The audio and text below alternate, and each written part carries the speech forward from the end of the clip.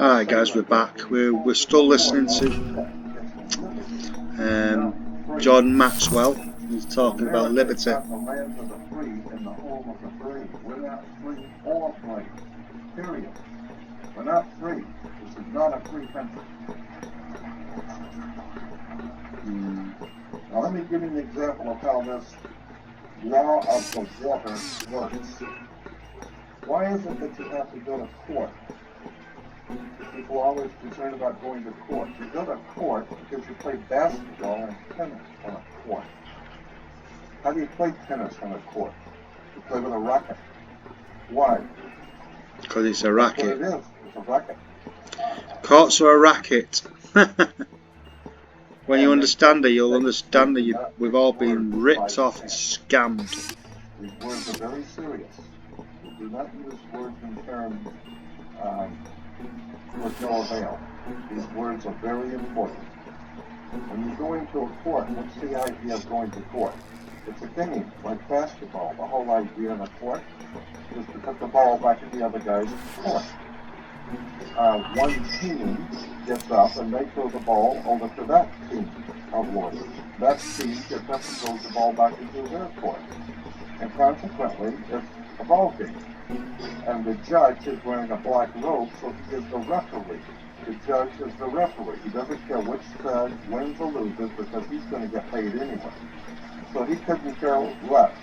He's merely there as a referee, and that's why he wears a black robe. And that's another interesting subject we can get into later. But the judge is a referee between two teams. The judge sat, we are told, rules from the bench. The word bench in Latin is a bank. Therefore, the judge rules for the bank. Where do you find banks? You find banks on both sides of a river. They're called river banks. And what does a river bank do? It directs the flow of the current. See?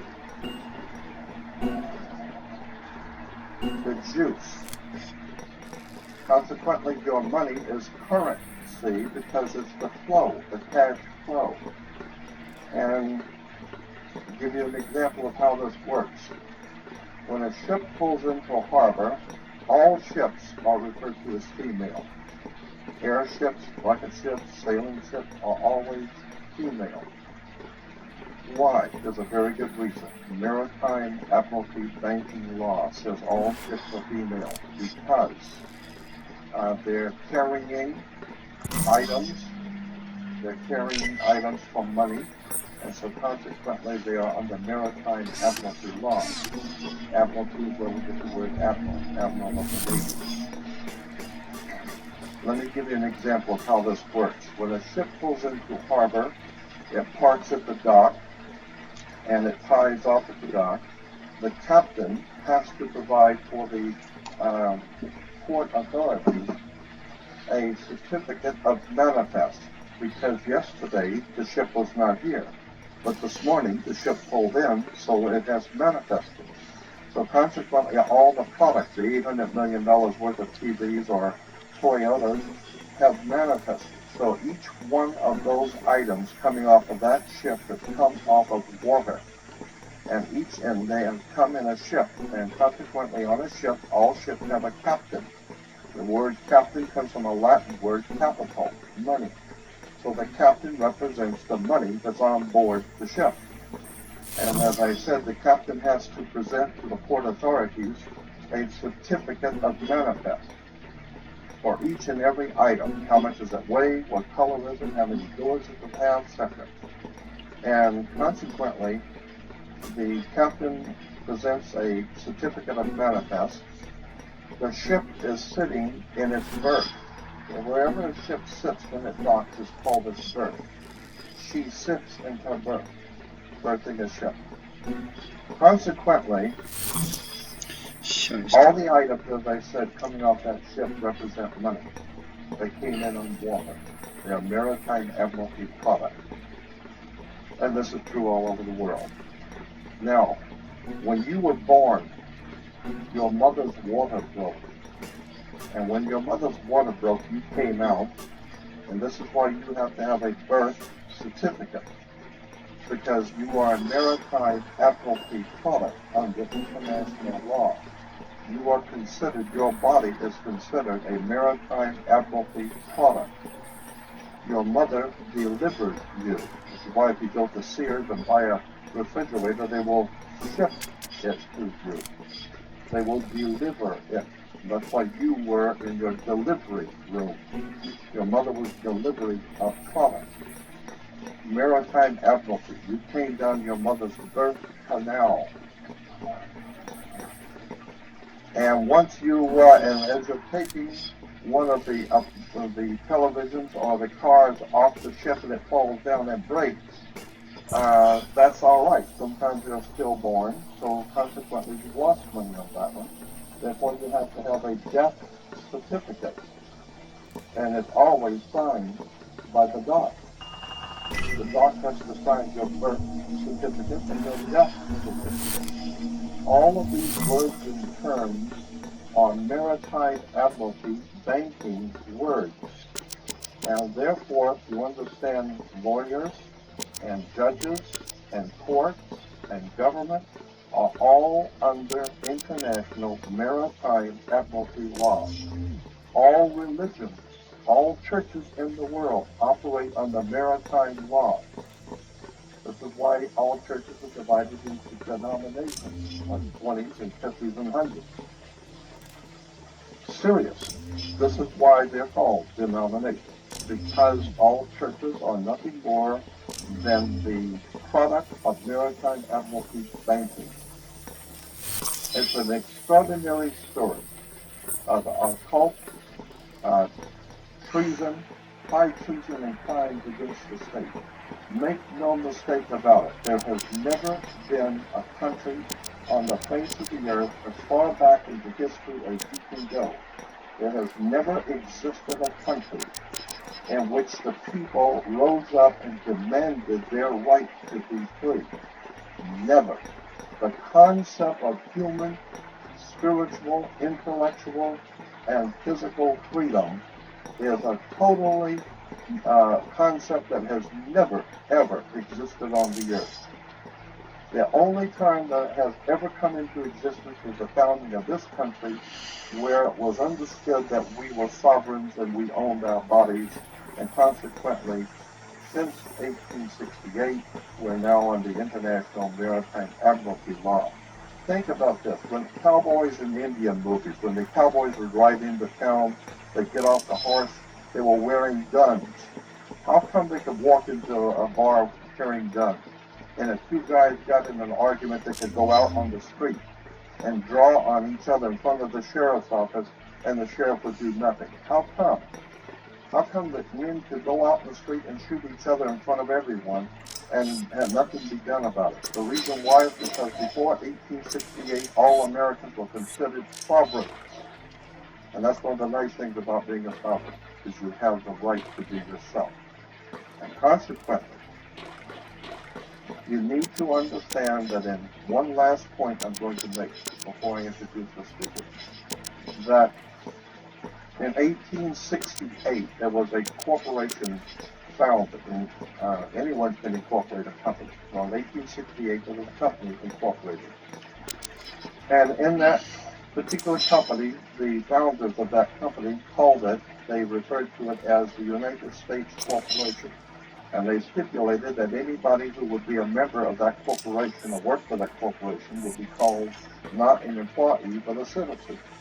So today, if you are asked, are you a citizen of the United States, what you think you're being asked is, are you lawfully in this country to do business?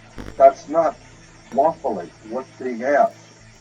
They didn't ask if you were in America lawfully. They asked you a specific question. Are you, of your own volition, out of your own mouth, testifying that you are a citizen of the United States?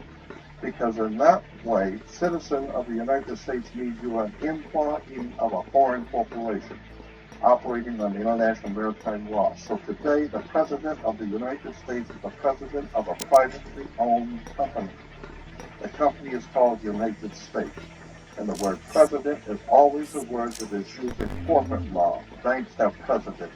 All companies have presidents. So there's a corporation called United States, privately owned, and it has a president. President Bush is not the president of America. President Bush is the president of a privately owned company. Privately owned, out of India. And you need to understand words and terms. Because I believe that there is a divine presence in the universe that men call God, and one day that divine presence is going to move on the earth, and we're going to see freedom come back to this world. And when it does, you're going to need to understand words and terms and how they have been used to trick you.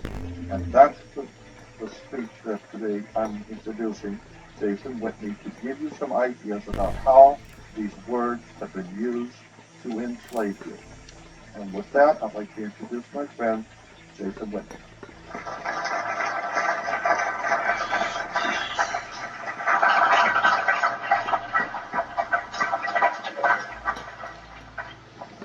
Hello, everyone. I'm going to just restart the computer here. There's a lot to cover, and I'm going to go pretty quick. And some of the stuff that we're going to go over is, in essence, a reiteration of some of the concepts that Jordan presented to you. So, but we're going to give them with visual examples so they hopefully give you a better mental anchor. So when you see this stuff come up, if you should ever, get involved in a situation where you unfortunately have to go to court, you understand the name of the tune. And you'll find out at the end of all of this today, it's just business.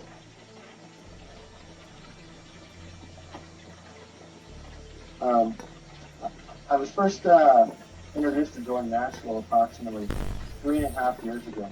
I was up late at night, and it was about 3 o'clock in the morning when my girlfriend had said, "Hey, you got to listen to this guy." And I was doing homework. I was originally a computer science major, studying network engineering. And I set my books aside, and I walked over to the table, and I clicked on the channel so I could hear the radio in the room I was in. And I heard this guy talking. And the information was so powerful that was being presented, I was absolutely blown away. I went and grabbed a notebook, and I started taking notes because, I've been into the occult since I was about 18, and I've studied mostly stuff on, basic secret societies and pyramidology and the concepts of the UFO ET stuff. But what Jordan presented on that radio show put the entire world system, whether it be religion, banking, or politics, or UFOs and aliens and the concept of, the alien ant farm, which is Earth, all into a concept that I could basically see with open eyes, kind of like the Matrix revelation. And, if it wasn't for Jordan, in any capacity, I wouldn't be here today. And certainly,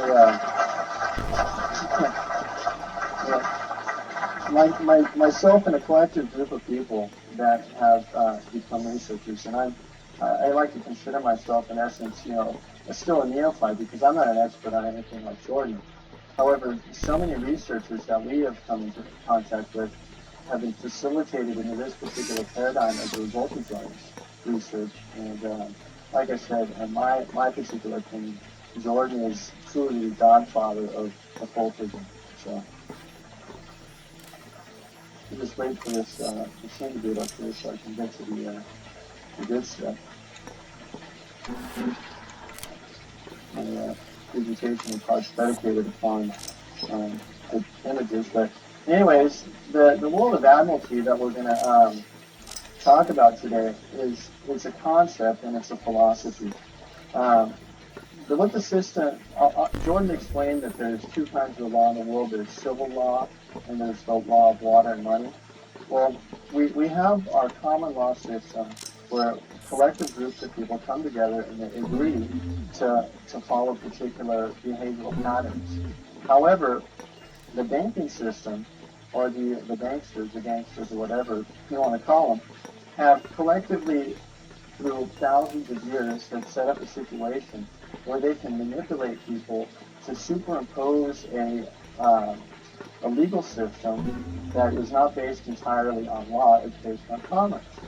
And so this artificial let's pretend concept has basically been superimposed over our law of our land. And as we'll get into it, I'll explain that, or I'll try to demonstrate further that we are not operating in a common law system anymore, although the common law is still here, and we need to understand how to access it and how to use it to our advantage. But most people, unfortunately, are so ignorant of what the law is, or what the codes are, or what the statutes actually say, and how they particularly apply to them. They just are used to functioning in sensuous reality that, oh, well, at 18 or 16, everyone gets a driver's license, and, when I work, everyone fills out a 1040 IRS tax form, or because he said, or because your parents said, or because your parents are particularly indoctrinated in a system where everyone is functioning perpetually in this let's pretend game. So we're going to go over a couple things here really fast. This presentation, like I said earlier, is dedicated entirely to Jordan Maxwell because this is his work, just narrated in a new light with my own particular spice. Over there, Jordan. Thanks again, Jordan. So, interestingly enough, this ship, or the ships of the high seas and commerce, to get back to, ancient Europe, the merchant vessels that transported goods and services and commodities and products to make money, they're called revenue cutters. Okay, it's just a term, not too significant, but the whole system is set up about one thing: money, because the banks and the banks, through their politicians and legislational system, they set up a body of money to further extract money, or set up a system that money is always flowing up. It's being extracted out of your bodies, out of your sweat equity, out of your labor. So the whole thing is based about one thing: commerce. Okay, Jordan said the ship, when a ship is pulled into a dock, it's docked. And we go back to what happens when a ship pulls into a dock. It has to present a manifest, a certificate of manifest. It's really simple. It's all about forms. Everyone ever see that movie Brazil? Okay. That's pretty much the system we're operating in today. If you just take a closer look at it. So you have certificate of manifest, and it just describes all the property that's on a ship. Ship sits in its berth. Jordan mentioned earlier. There you go.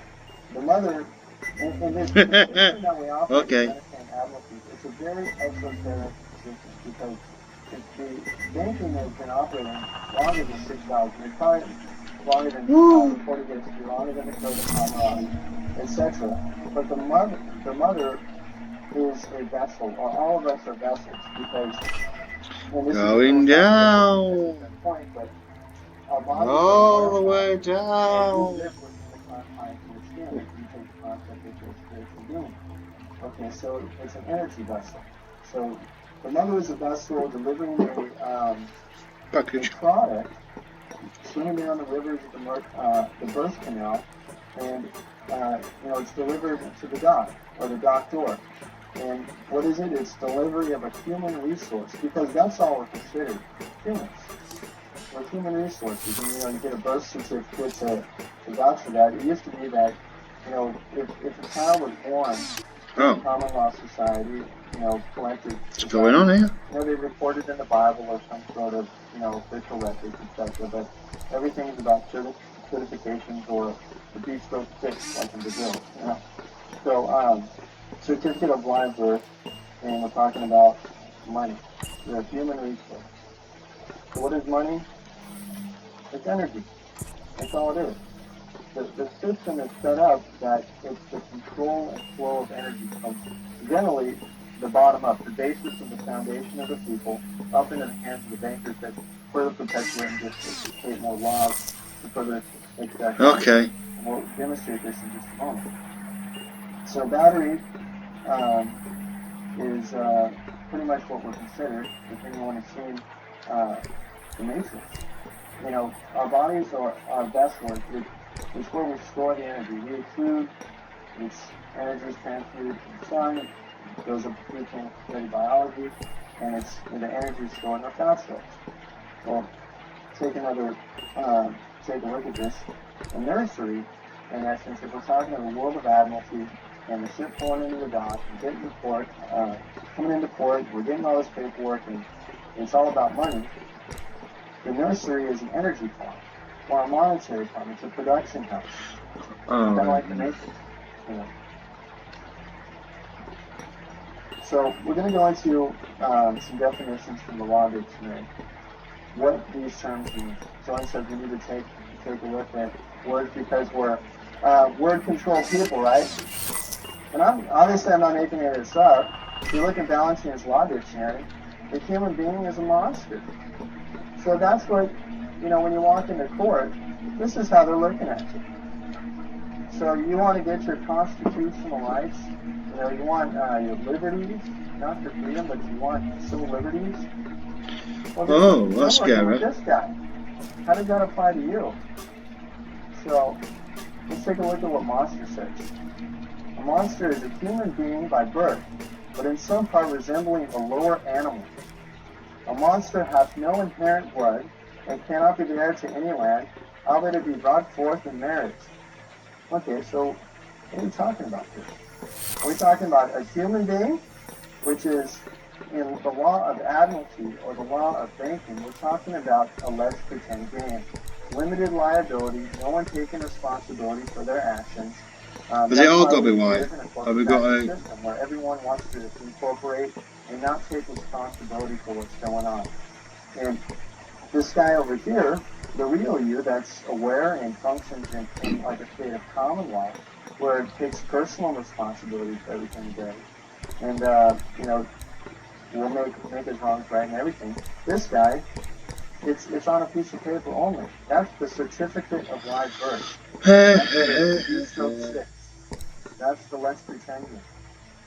So if the construct that is law has two kinds of people. You know, in fact, a spiritual being isn't, you won't find a spiritual being in law dictionary, but you'll find the definition of a person. But peculiar enough, the definition of a person, they try to get you caught up with a natural person. But how do you define a word with its own word? That's a peculiarity in itself. So, person includes a natural person, a firm, a co-partnership, or an association, or a limited liability company or corporation.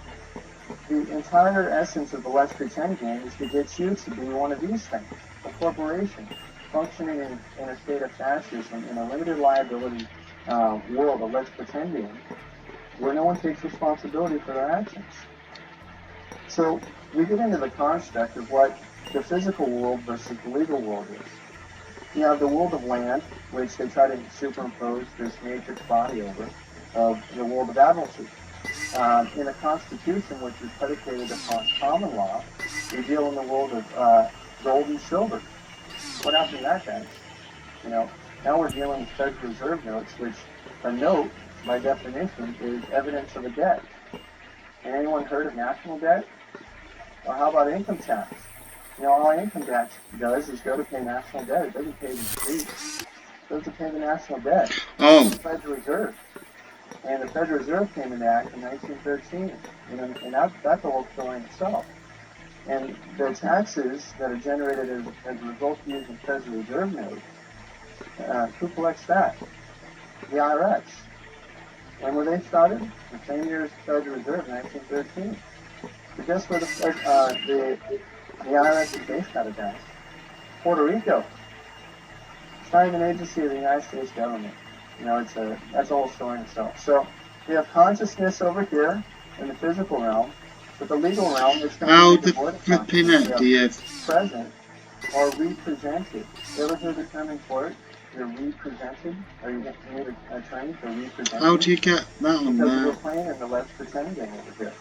And we're dealing in the world of the physical, you have lawful. In the legal realm, the world of statutes and codes, we have legal. And again, real versus fiction, substance versus reflection. We have the real thing, the real essence of substance, or we have the thing name. We also have the creditor, or we have a debtor. A lender or a borrower, object versus symbol, a physical body, or a paper certificate, such as a birth certificate. So, in essence, who you really are considered to be legally is a fiction, a concept or idea expressed as a name, a symbol that legally has no consciousness, is a juristic person, it's in legis. Oh, right, okay. It's not you. You see, when we're dealing in real law, when there was a controversy between people in society, in like a tribe or community, if there was a problem, it was, someone would come up to the elders in society, and they would bring you before a committee, and they would hash it out before a committee of like the Sanhedrin. If you take it back several thousand years in the Judaic cultures, it would take you before the Sanhedrin, and you'd have to give your testimony before the Sanhedrin. Each part testimony, right?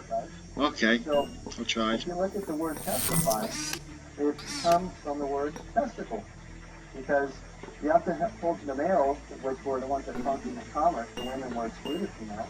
They hold on to their testicles, and if someone's caught lying, what they were holding was what they would lose. That was one of the penalties. I'm not kidding. So otherwise, it's social and political ostracism, or they can't function in commerce. They become basically a persona non grata. They don't exist. They don't function in that society. They need to move to a new location. So if we're dealing in the world of reality, in the world of spirituality, minus the particular religious construct, the concept is you're having a union between a man and a woman, typically, and you're having a union before your creator, before your, based on your belief system.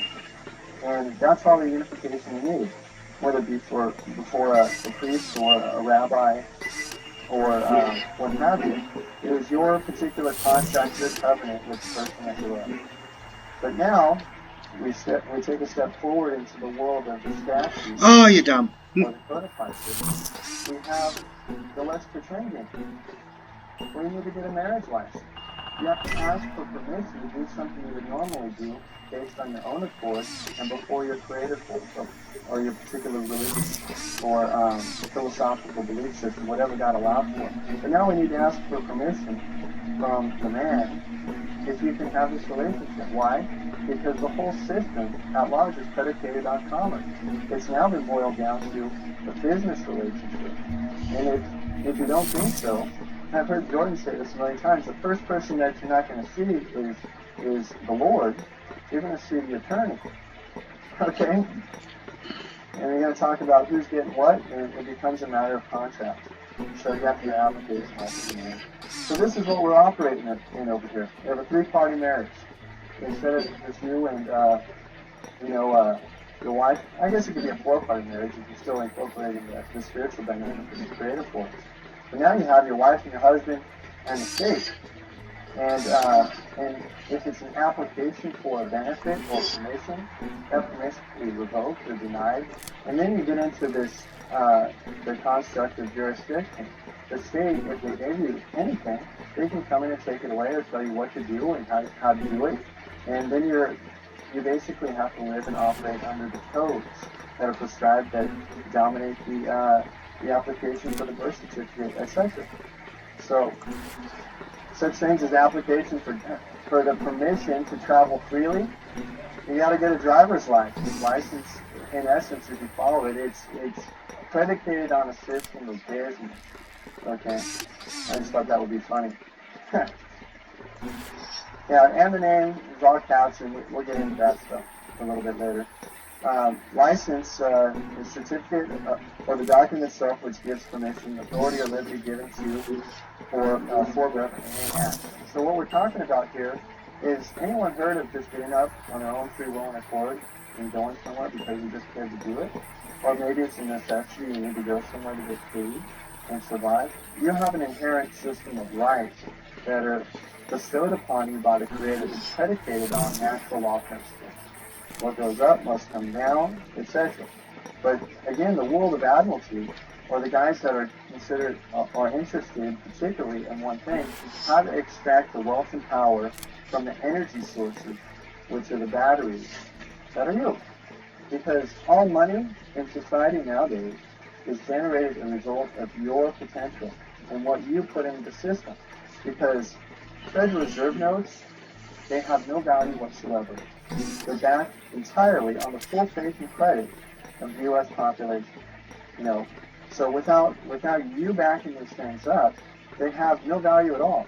So in order for you to use this money in society, you have to get up and work every day and put something into the system.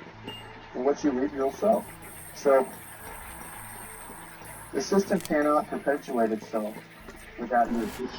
So what is the vehicle that is the courthouse? Well, the courthouse is a very fascinating thing. It's a primary facility that I like to call them chop shops, meat grinders, or wood chippers. But these entities or institutions or systems are the primary method or modality, or one of the primary methods or modalities, by which your sweat equity is extracted out of you on a consistent basis. We take it from the ground up as something petty as parking tickets. Although parking tickets aren't particularly handled in court, they can be, and we'll talk about how you do that later. But parking tickets or traffic tickets, and traffic tickets and parking tickets are the #1 generators of indirect taxation or revenue in the state of California. Period. If you look at the numbers, you will be appalled. So check this out. You have a courthouse, Masonic Lodge. Looks kind of similar, right? Courthouse, Masonic Lodge. You have a courthouse, and you have a Masonic Lodge. I'm just reading you somewhere. Okay, you have a judge, the Honorable Smiley, and you have his gavel, right? What is this? A Masonic gavel. So what I'm trying to say, and I'm not going to get into a big Masonic presentation here, I'm just setting you up or to inspire you all to do a little investigation as to what the system that we're operating under today is founded upon. Who were the founders? Who were the founding fathers really? Were they a great bunch of guys, as we were told in our history classes? Or was there a greater plan? Was there a grand dynamic? The great work? What were they aiming to achieve? And you do a little investigation, you'll find out that it's about one thing: business. So Jordan mentioned earlier judge rules from the bench. Okay, this is the basic derivative. Bench in Latin, bump, and bank. And the judge is a banker. And if you look at the whole legal system, how it works today, it's based on banking entirely. Now, river directs the flow of currency. We're talking again the world of admiralty. It's about, money is often referred to as currency. And again, the court system is always after our currency. The courts are set up to regulate the flow of currency, and the entire court system as it operates today is the let's pretend game. And we'll take a look at this. The let's pretend game. Why is it that you have to file? You ever heard the term motion in court? You have to file a motion in court. Why? Because the thing doesn't exist unless you say it does. It's basically your paper soldier in the let's pretend game. You're yelling out, you're calling out to the judge, I'm filing a motion, because you're not dealing in the world of substance where you're communicating with parties openly. And stating the facts. Okay, I was injured on or about this day, and this is how I was damaged, and these are my witnesses. Now, based on the evidence I'm presenting, that guy should lose his testicle. What do you think about that? And the other guy presents his evidence and says, well, that guy should lose his. So, and then the committee or the Sanhedrin or your judge or whatever your elected official that's directed to give the rule, Trying to figure this one out. The books, he makes the determination accordingly based on the evidence that's presented. But now we have a system of judges in our corrupt system that typically make up the law as we go along because they have a vested interest in the outcome of every court case. And I'm going to show you guys some things that's going to get the wheels turning for you. So you guys ever heard the term circuit court? Circuit court? Circuit courts, energy, battery, money, banking, electricity, gross national product. It's all about energy. What happens, though, when you interrupt the flow of energy or the currency flow? You break the stick, right? Or you get charged. You get charged. That guy's wearing a black robe like a judge, by the way. Alright guys, I'm going to call it a day again. But when you go to court, Take care guys, and I'll see you in the next one.